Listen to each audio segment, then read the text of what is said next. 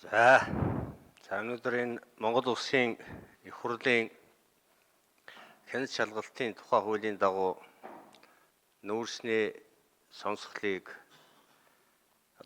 улсын хурлын төр хороо зохион байгуулсан. За энэ төр хороо ер нь байгуулагдаад 2 жилийн нүүр үзчихээж өнөөдөр бид энэ улсын хурлаар энэ асуудлыг авч шилжүүлж тодорхой шийдэл гаргахын тулд анхаарч ажилласан гэж ойлгож байгаа. Тэгэхээр энэ нүүрсний төр хорооны анхны нотлох баримтын хэмжээнд цуглуулсан нотлох баримт хүнд хилэлцдэггүй зорилгоос хазаасан гэж үзэж байгаа. Төр хувийн хвшлийн нүүрсний асуудал, худалдааны борлуулалтын асуудал, тээвэр логистикийн асуудал, улсын хилээр нэвтрүүлсэн асуудлыг энэ төрүүчийн төр хороо бий болгосон байсан. Өнөөдөр Монгол улс 23 онд 68 сая тонн нүүрс гаргасан.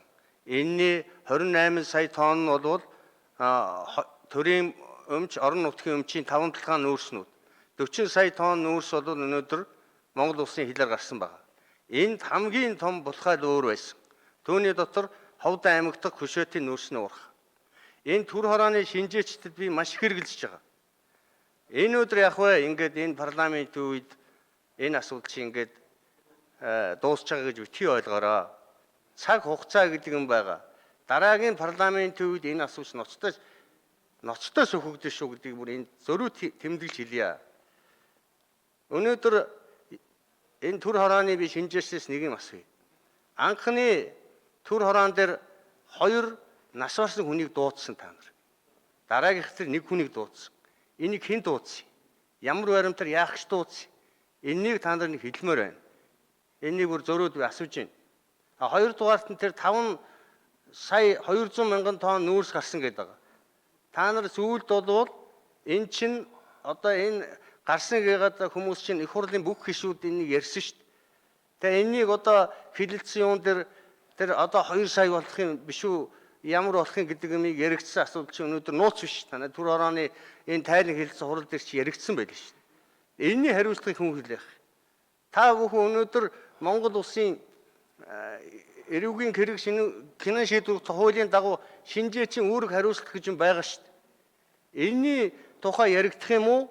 Аль эсвэл энэ улсын хурлын хяналт шалгалтын төр хорооны шинжээчд өөр эрх үүрэгтэй өөр байдлаар энийг шалгасан юм уу?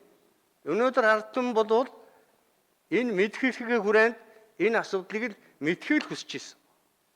Энд олон асуудал бол хөндөгж ярьсан, олон төрүүчийн төр хорооны үед яригдчихсан олон асуудал энд дарагдсан байгаа. Энэ мэдээлэл биднэрт байж байна.